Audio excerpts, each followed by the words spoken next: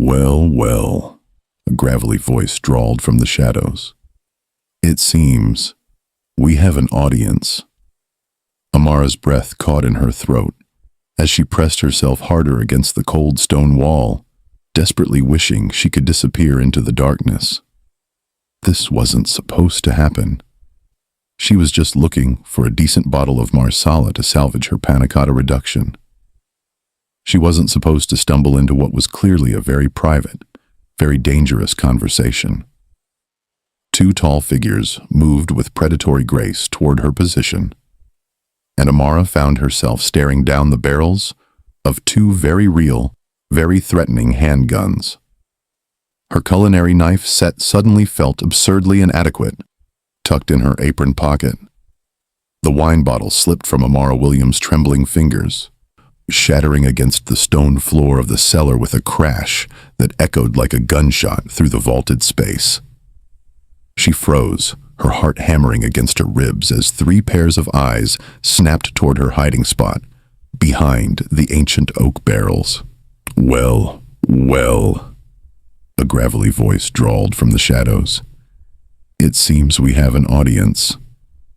Amara's breath caught in her throat as she pressed herself harder against the cold stone wall, desperately wishing she could disappear into the darkness. This wasn't supposed to happen. She was just looking for a decent bottle of marsala to salvage her panna cotta reduction.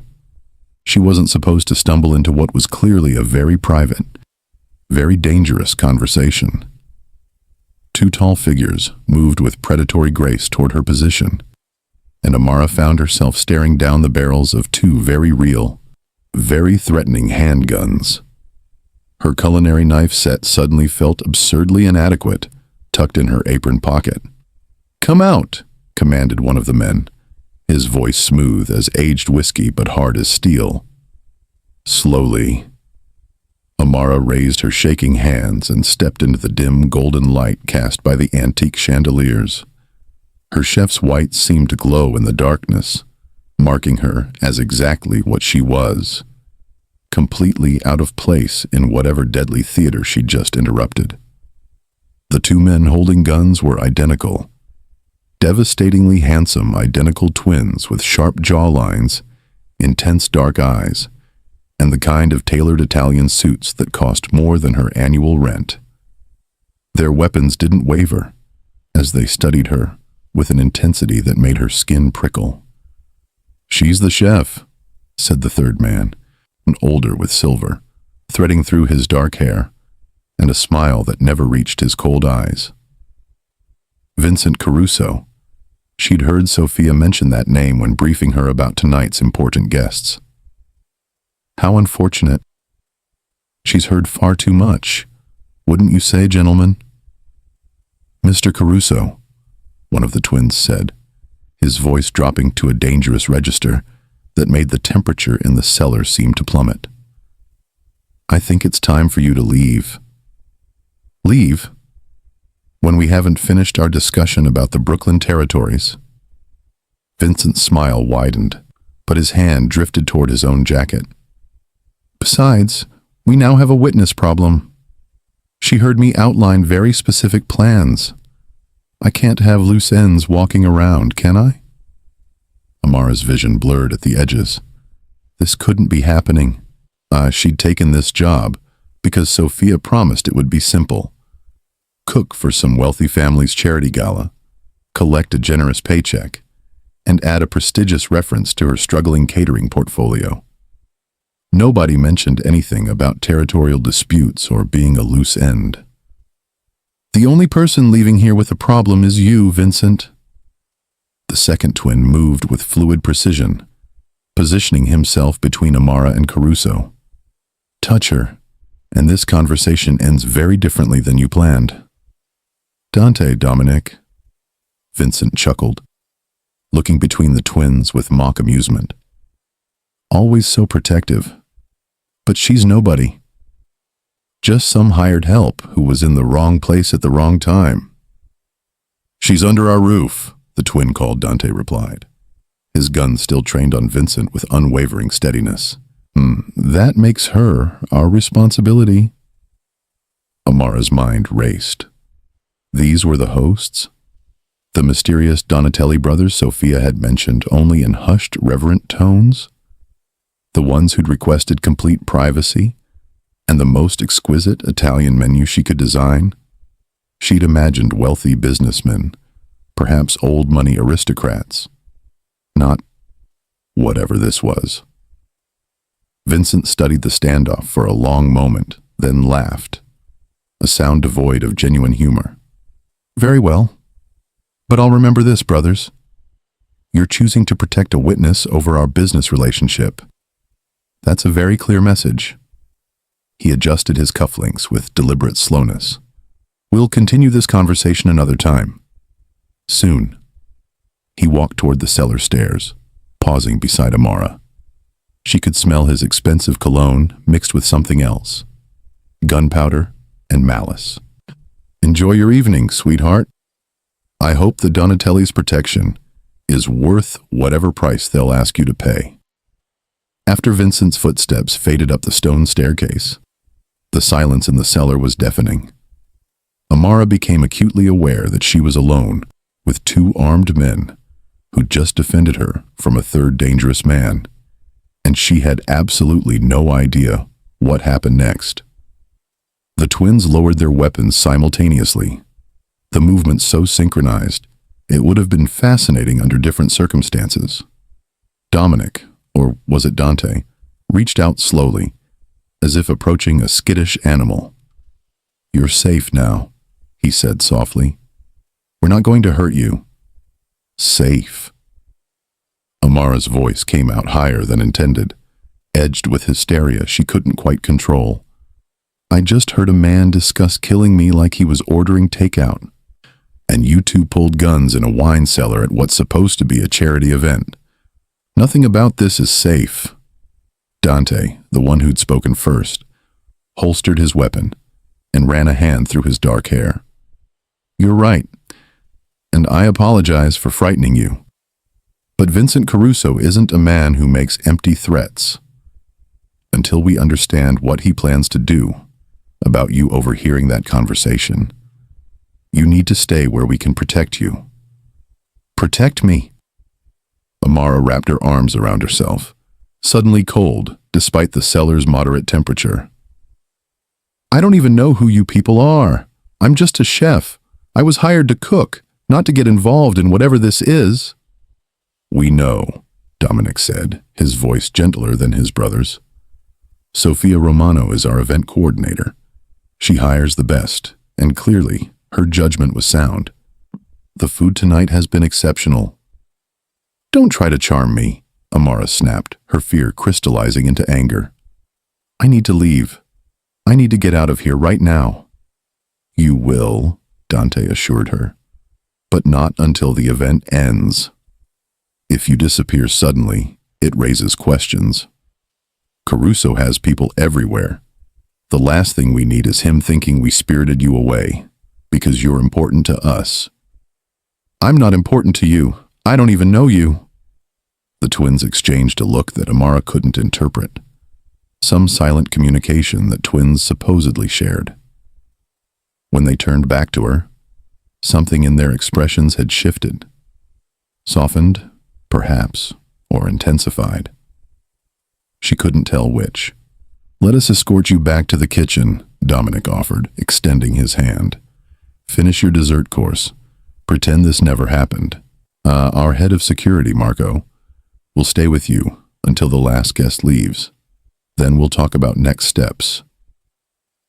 Amara wanted to refuse, to run, to call the police. Except, what would she tell them? That she'd overheard a conversation that might have been about criminal activity? That two men with legal gun permits had defended her from a potential threat? She had no proof of anything except her own terror and the shattered wine bottle at her feet. The practical part of her brain, the part that had survived a difficult childhood and built a catering business from nothing, recognized the truth. She was in over her head, and these men were currently the only thing standing between her and whatever Vincent Caruso might do. Fine, she whispered. "But after tonight, I never want to see any of you again."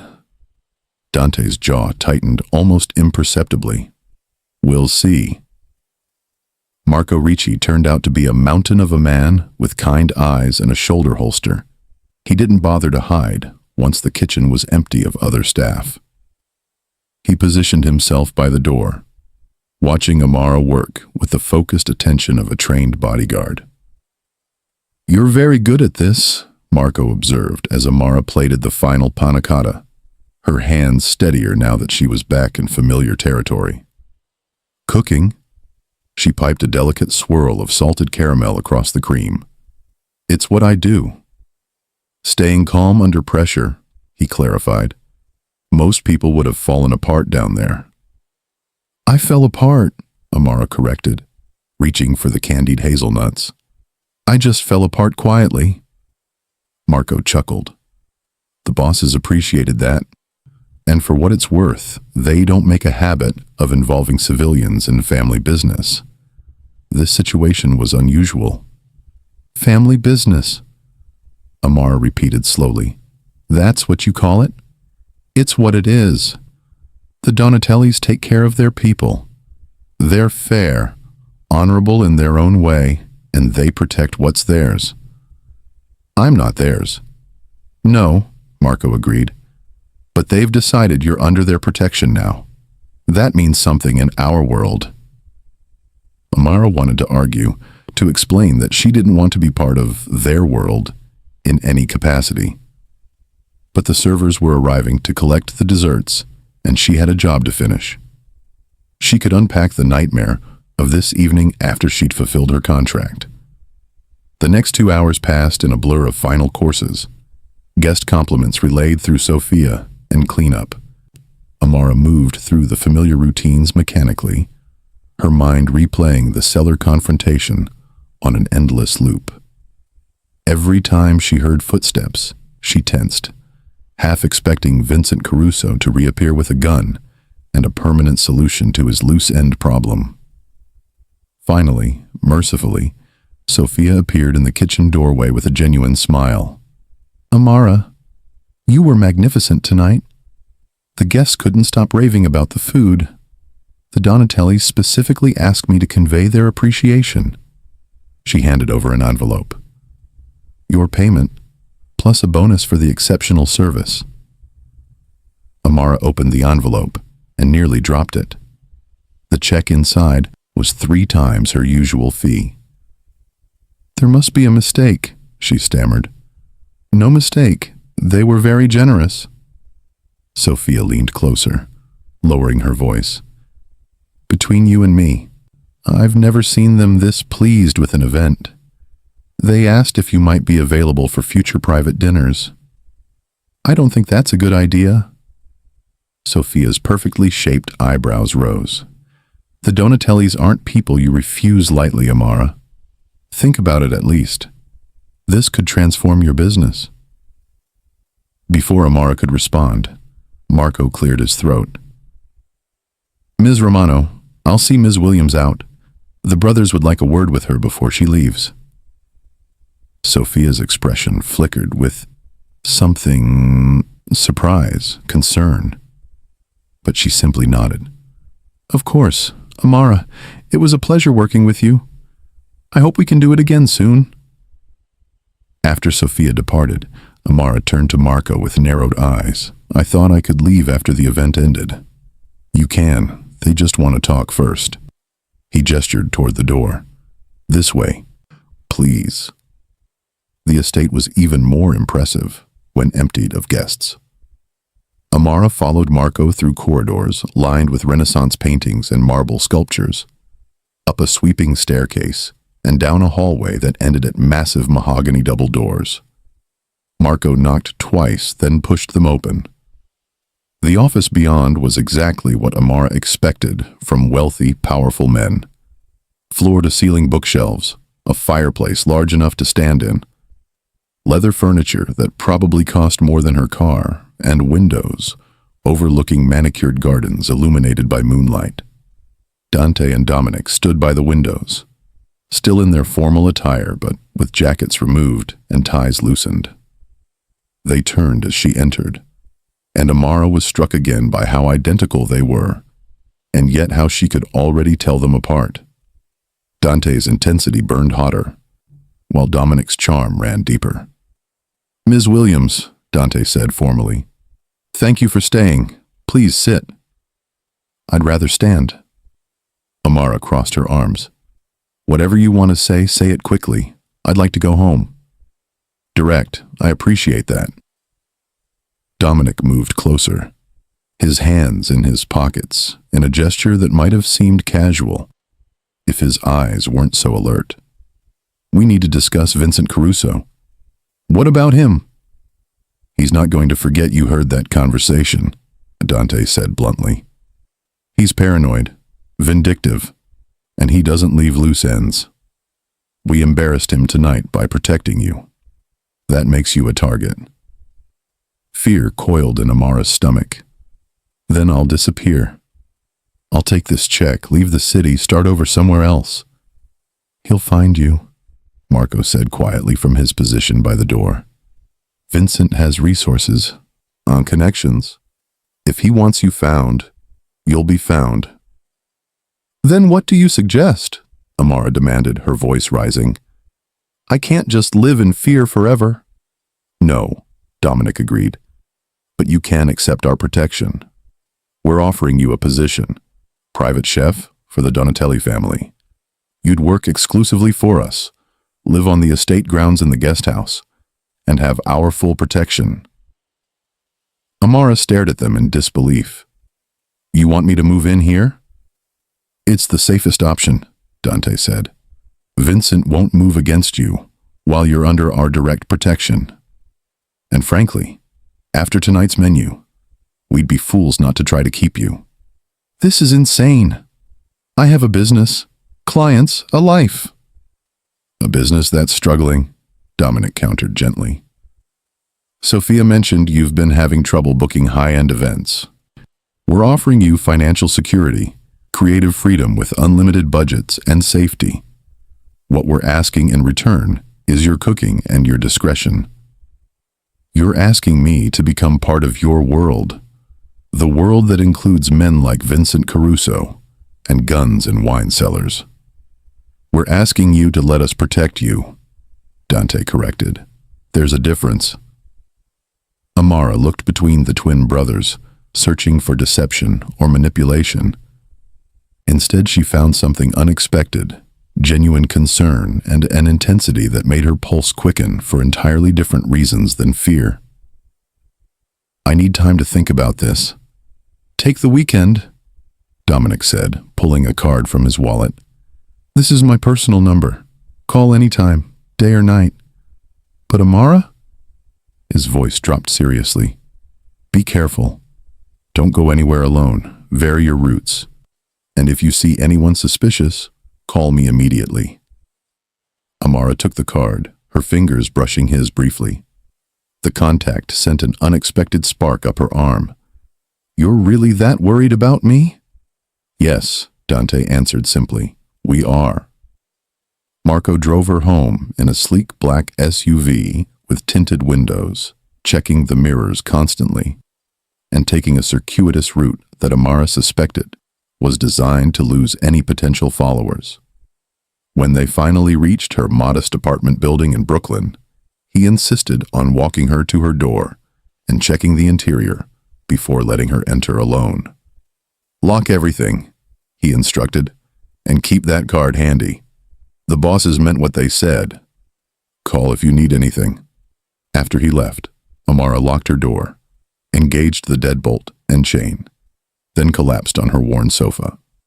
The evening felt surreal, like something from a movie rather than her actual life. She pulled out the check again, staring at the amount. This single payment could cover 3 months of expenses, maybe more if she was careful. But it came from men who lived in a world of violence and danger. Men who carried guns and faced down threats like Vincent Caruso without flinching. Men who looked at her with an intensity that made her feel seen in a way she'd never experienced before. Amara grabbed her laptop and did what any sensible person would do. She started researching. The Donatelli name appeared in dozens of articles, mostly business-focused. They owned legitimate enterprises, restaurants, construction companies, real estate holdings. But there were darker rumors too. Allegations that were never proven.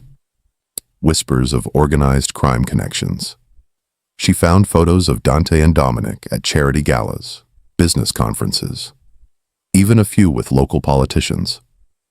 They were always impeccably dressed, always composed, always together. The articles described them as reclusive but powerful, the twin heads of the Donatelli empire who'd taken over after their parents' deaths 5 years ago.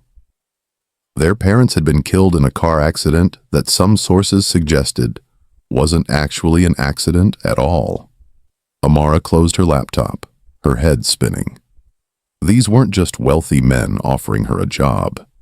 They were potentially dangerous men who'd inserted themselves into her life because she'd been in the wrong place at the wrong time. The smart thing would be to refuse, to distance herself completely. But as she lay in bed that night, unable to sleep, Amara couldn't stop thinking about the way Dante had stepped between her and Vincent without hesitation.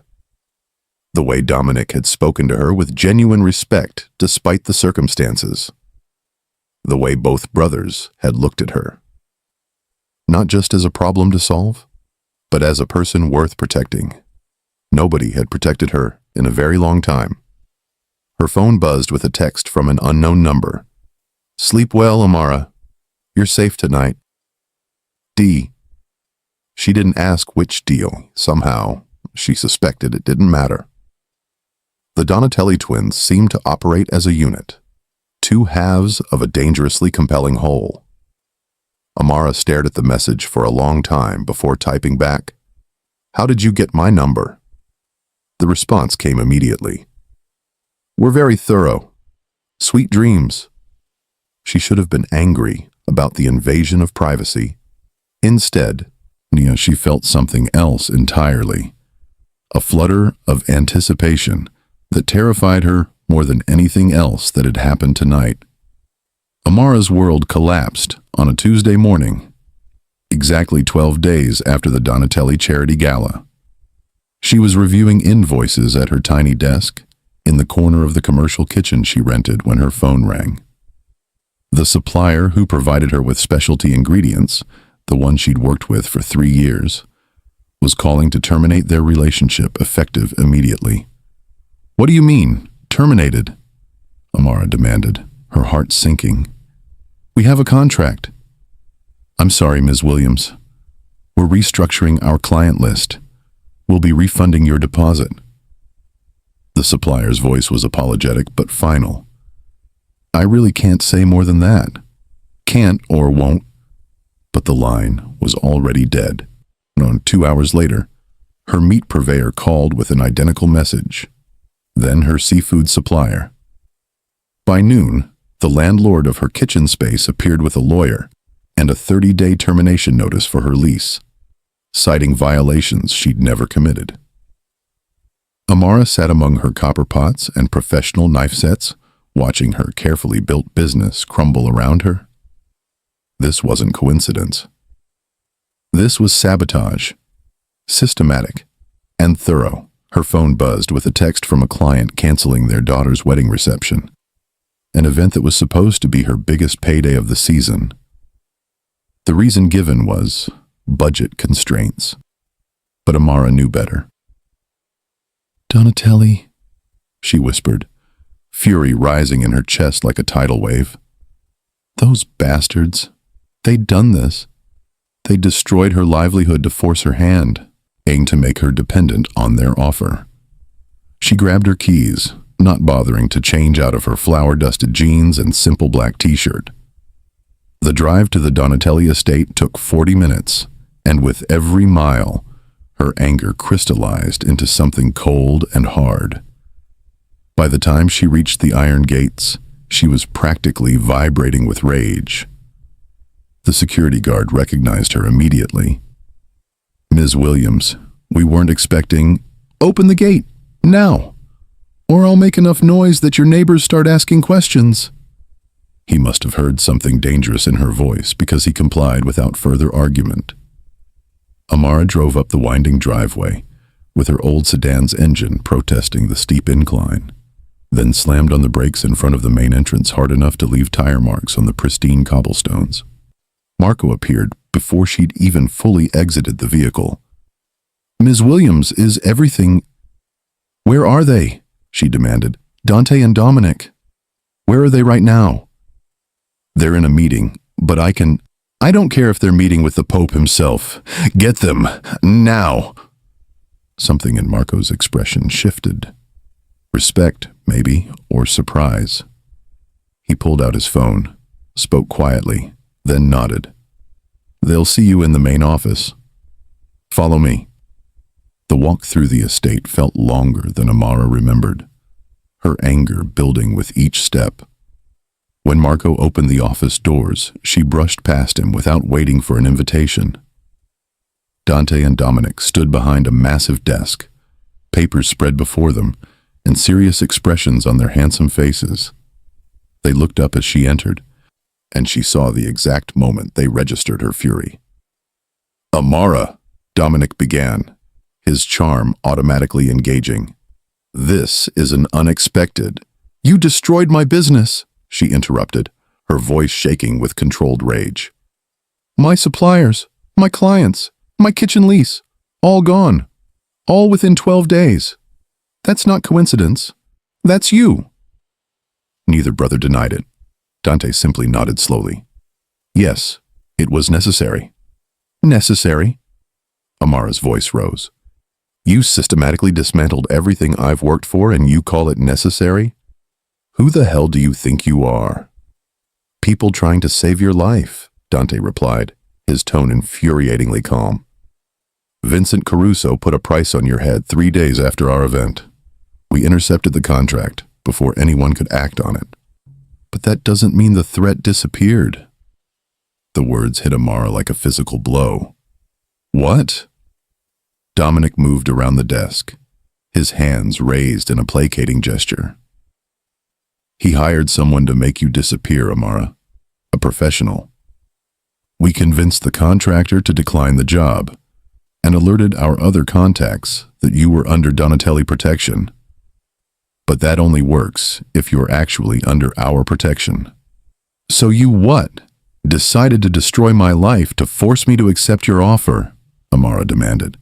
"That's not protection. That's manipulation." "It's both," Dante admitted bluntly, "and I won't apologize for it.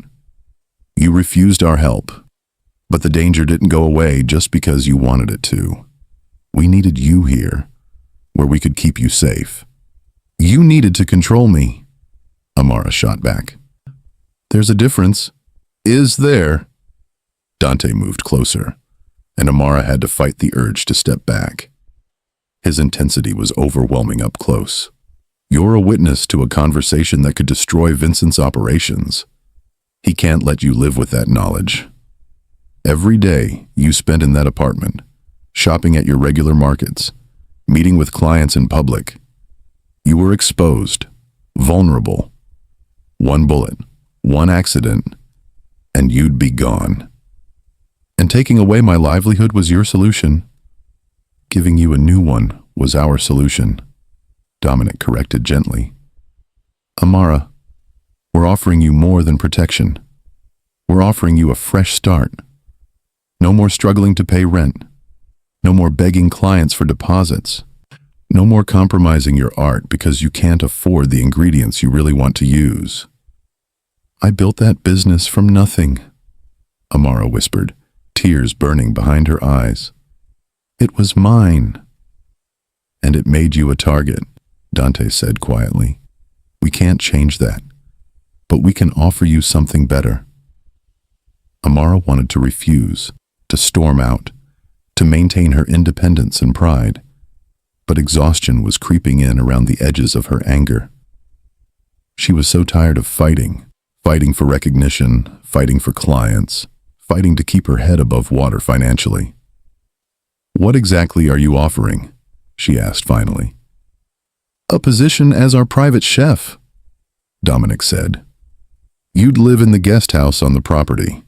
Full security, complete creative control over menus, unlimited budget for ingredients. Your salary would be triple what you were making with your catering business. And, in exchange, you cook for us and our guests. You maintain absolute discretion about everything you see and hear in this house, and you accept our protection." Dante's dark eyes held hers. "That's all we ask." "For how long?" "Until Vincent Caruso is no longer a threat," Dominic answered.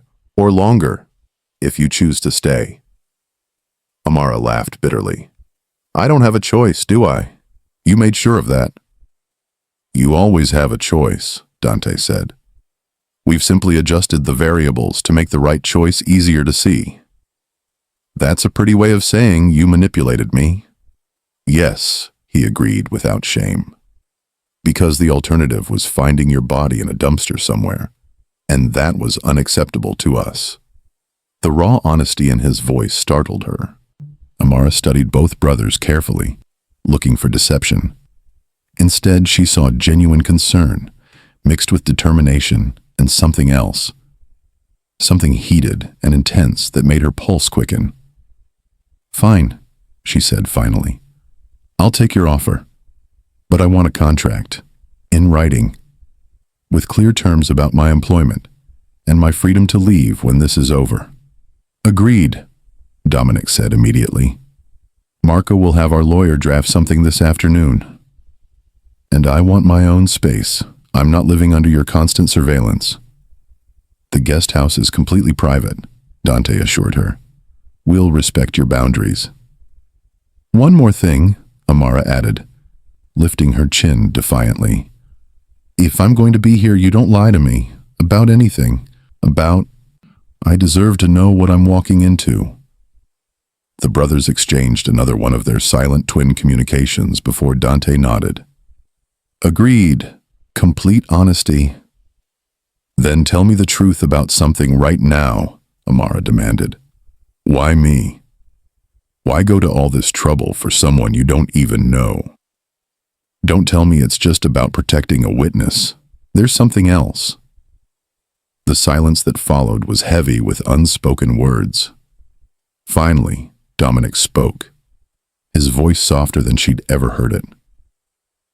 "Because from the moment you stepped into that light in the wine cellar, covered in flour and terrified but still standing tall, we couldn't look away. Because you didn't faint or cry or beg. You demanded answers. Because when Marco reported that you went back to your kitchen and finished that dessert course with hands that were probably still shaking, making it absolutely perfect despite everything, we knew you were extraordinary. Because we're selfish," Dante added bluntly. "We want you here. Safe, yes, but also close. We want to know you, Amara Williams, and we're willing to be the villains in your story if that's what it takes to keep you alive long enough for you to see that we could be something else instead." Amara's breath caught. This was more than protection. This was pursuit.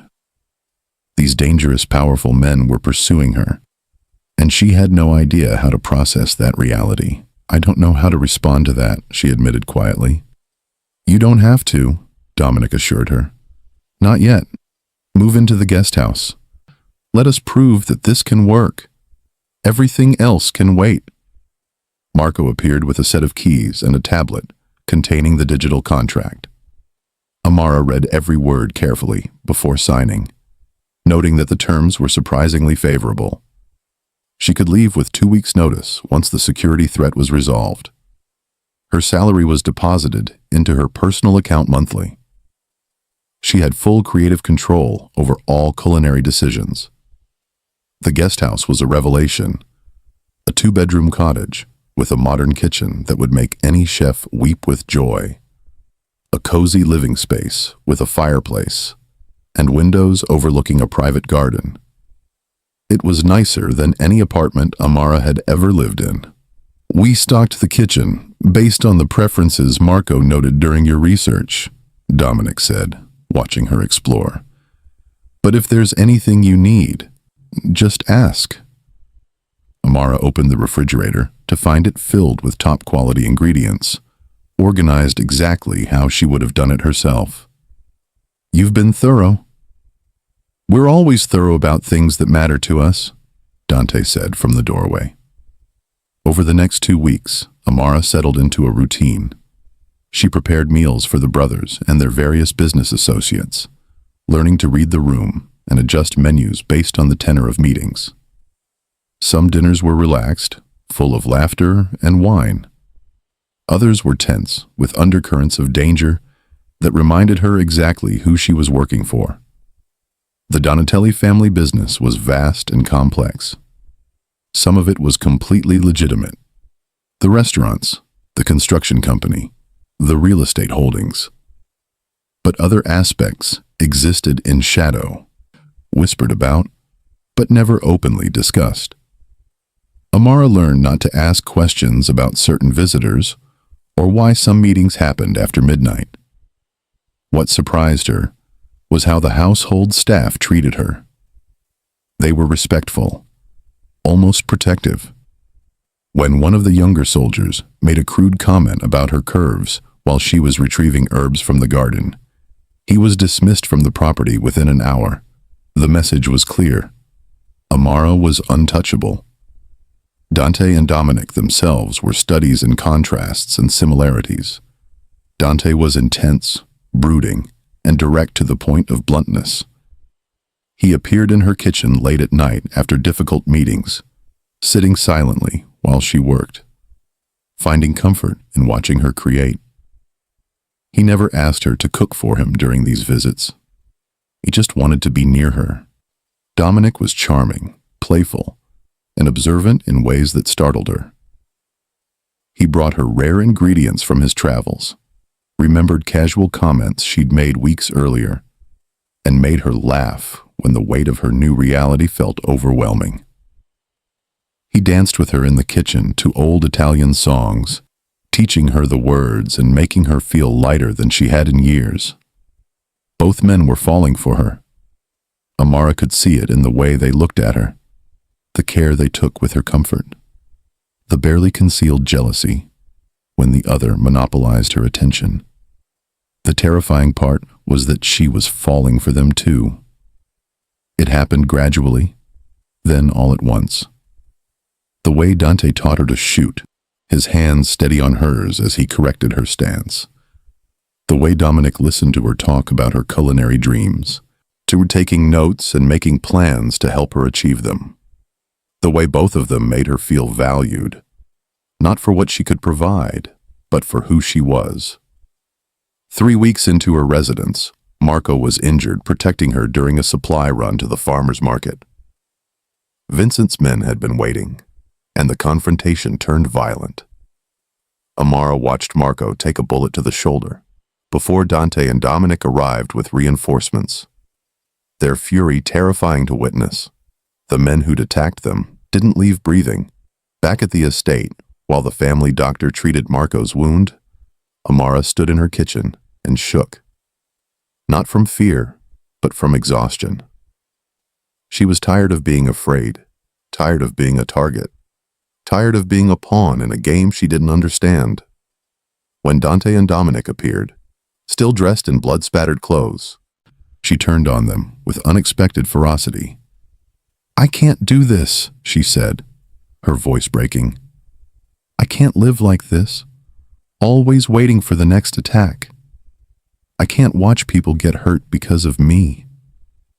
I need to know, is this obligation, protection duty, or is there something real here? Because I need to understand what I'm risking my life for." The brothers stared at her for a long moment. Then Dante moved first, crossing the space between them in 3 long strides. He cupped her face in his hands, his touch surprisingly gentle despite the violence still clinging to him. "We're in love with you," he said simply. "Both of us. We have been since that first night. We know it's complicated and unconventional and probably insane. But it's real, Amara. More real than anything else in our lives. In our world, we share everything," Dominic added, moving to stand beside his brother. "Power, responsibility, loyalty. We've never competed over anything that mattered. We won't compete over you either. We want to share a life with you, if you'll have us both." Amara looked between them, these dangerous, powerful men who'd upended her entire world. She should say no. She should run. This was madness. Instead, she whispered, "I think I'm falling in love with both of you too. And it terrifies me." Dante's smile was like sunrise, rare and beautiful. "Good. Fear means you understand the stakes. But you should also know. We'll do everything in our power to make sure you never regret this choice." Dominic reached for her hand, bringing it to his lips. "Everything, Tesoro. We'll give you everything." And standing in that kitchen, here with her heart pounding and her future uncertain, Amara believed them. The next morning, Amara woke to find a single white rose on her doorstep. Dante's work, she suspected, given its thorny stem and absolute perfection. In her kitchen, she discovered fresh sfogliatelle from her favorite Brooklyn bakery. Still warm. Dominic, definitely. He'd somehow remembered her mentioning them weeks ago. The courtship that followed was unlike anything Amara had ever experienced. The Donatelli brothers pursued her, with the same focused intensity they applied to everything else, but with a tenderness that made her heart ache. Dante took her to the estate's private shooting range at dawn, teaching her not just to shoot but to protect herself. His instruction was patient, thorough, and when she finally hit the center target, so he kissed her for the first time, slow and deep, and full of barely restrained passion that left her trembling. Dominic planned elaborate private dinners where he cooked alongside her, their collaboration in the kitchen becoming an intimate dance of shared creativity. He kissed her for the first time over a perfectly executed risotto, tasting of wine and laughter and promise. They never pushed her to choose between them. Instead, they showed her that she didn't have to. The three of them fell into a rhythm that felt natural, despite its unconventionality. Movie nights where she sat between them, feeling safe and cherished. Strategy sessions where they valued her input on family business, treating her as an equal partner rather than someone to be protected and hidden away. Marco recovered and returned to duty, grumbling about being sidelined, but clearly pleased to see his bosses happy. The household staff whispered but accepted, following the brothers' lead in treating Amara with respect and affection. But the shadow of Vincent Caruso still loomed. 6 weeks after Amara moved to the estate, they received intelligence that Vincent had kidnapped Sofia Romano, the event coordinator who'd introduced Amara to the Donatelli family. The message was clear. This was a trap designed to draw the brothers out. "We have to save her," Amara insisted when Dante and Dominic discussed their options in the war room, a space she'd only recently been granted access to. "She's innocent in all this." "It's obviously a trap," Dante pointed out, studying the blueprints of Vincent's compound that Marco had acquired. "He wants us emotional or reckless." "Then we don't give him that," Amara said, surprising herself with her own calm. "We plan. We strategize. We use what we know about his patterns." Over the next hours, Amara contributed observations from that first night, details about Vincent's mannerisms, his tells, the way he'd positioned himself in the wine cellar. She'd spent years reading people in high-pressure catering situations, learning to anticipate needs and manage difficult clients. Those skills translated surprisingly well to tactical planning. "He'll expect you to come in aggressive," she noted, pointing to the compound's main entrance. He saw Dante's protectiveness that night. "He'll anticipate that reaction and plan accordingly." Dominic studied her with open admiration. "What do you suggest?" "Misdirection.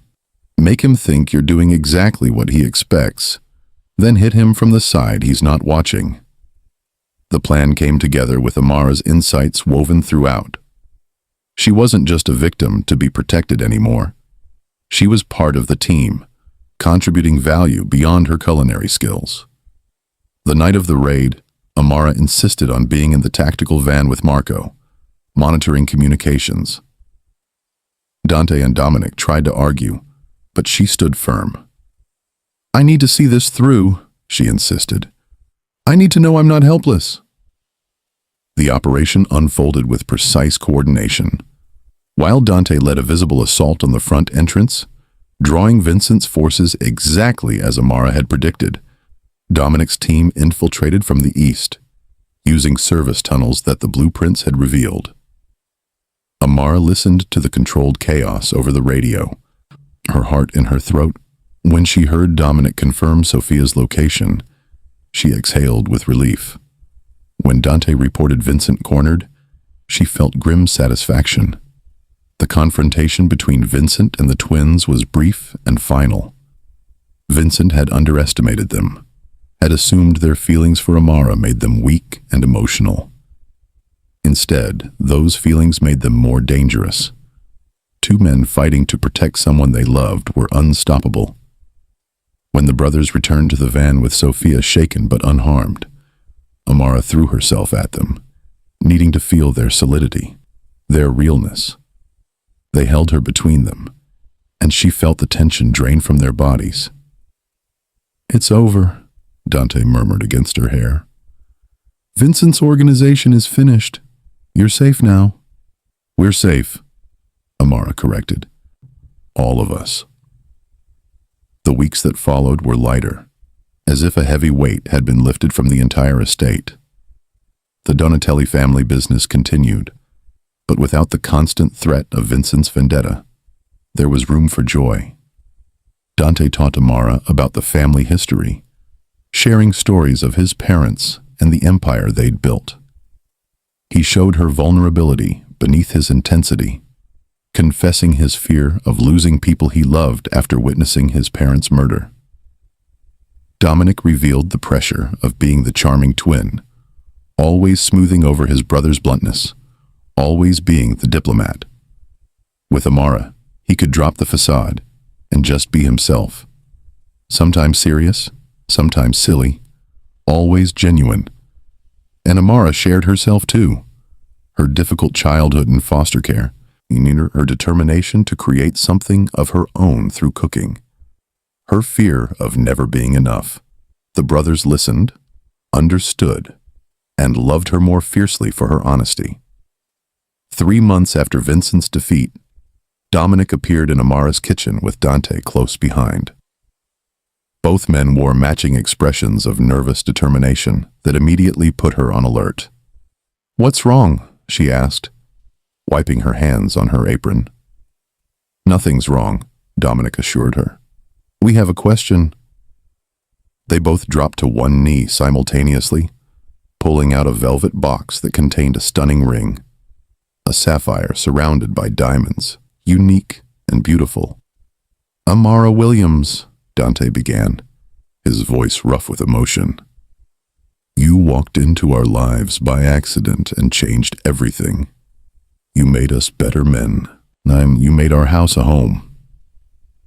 "We know this isn't conventional," Dominic continued. "We know the world won't understand. But we don't care about the world. We care about you, about us, about the life we want to build together. Marry us," they said in unison. "Be our wife, our partner, our everything." Amara's vision blurred with tears. She should hesitate, should consider the complications, should think rationally, about the unprecedented nature of what they were offering. Instead, she laughed through her tears and said, "Yes. Yes to both of you. Yes to all of this." The wedding planning was surprisingly simple. The brothers wanted private and intimate. Amara agreed. They settled on a ceremony at the estate, attended only by family and trusted associates. Marco stood as best man, his eyes suspiciously bright, and Sophia coordinated despite Amara's insistence that she didn't need to, claiming it was her honor to help. The household staff transformed the gardens into something magical. On a perfect October evening, with autumn leaves falling like gold around them, Amara walked down an aisle lined with white roses. She wore a custom gown that made her feel like a queen, designed to celebrate her curves rather than hide them. At the altar waited Dante and Dominic in matching dark suits, their expressions awed as they watched her approach. The priest, handsomely paid for his discretion, performed a ceremony that bound all three of them. Amara exchanged vows with Dante first, promising to be his peace in the storm, his soft place to land after battles fought. His hands shook as he slipped a wedding band onto her finger. Then she turned to Dominic, vowing to be his home, his truth, his laughter in darkness. He kissed her knuckles before adding his own band next to his brother's. Both brothers spoke together. "We promise to protect you, honor you, cherish you, and love you for all our days. You are ours, and we are yours, from this day until our last. I promise to stand with you, to be your partner in all things, to love you both equally and completely," Amara vowed, her voice strong despite her tears. "You are mine, and I am yours, from this day until our last." The reception that followed was filled with joy, music, and the most exquisite food Amara had ever created, her gift to their guests. She danced with Dante, who held her like she was precious and breakable. She danced with Dominic, who whispered promises in Italian that made her blush. As the evening wound down, the brothers led her to a quiet balcony overlooking the estate. The moon was full, casting silver light across the gardens where they'd married. "We have a wedding gift," Dominic said, pulling out an envelope. Inside were deeds to a building in Brooklyn, the perfect space for a culinary school. Amara had mentioned once, months ago, that her dream was to teach underprivileged kids the art of cooking, to give them the opportunities she'd never had. They'd remembered. They'd made it real. "I don't know what to say," Amara whispered, overwhelmed. "Say you'll let us help you build it," Dante requested. "Say you'll let us be part of making your dreams come true, the way you've made ours come true." Amara looked at her husbands, these dangerous, powerful, impossibly loving men who turned her life upside down and made it infinitely better. "I'll let you help," she agreed. "I'll let you be part of everything. Because that's what marriage means, right? Sharing everything, dreams, challenges, joy, and love," Dominic added, pulling her close. "So much love." Dante wrapped his arms around both of them, creating a cocoon of warmth and safety and promise. "So much love," he echoed. Standing on that balcony, wrapped in her husband's embrace with her future bright before her, Amara thought about the terrified chef who'd stumbled into a wine cellar and overheard a conversation that changed everything. She'd been hiding then, staying in the background, making herself small and unnoticeable.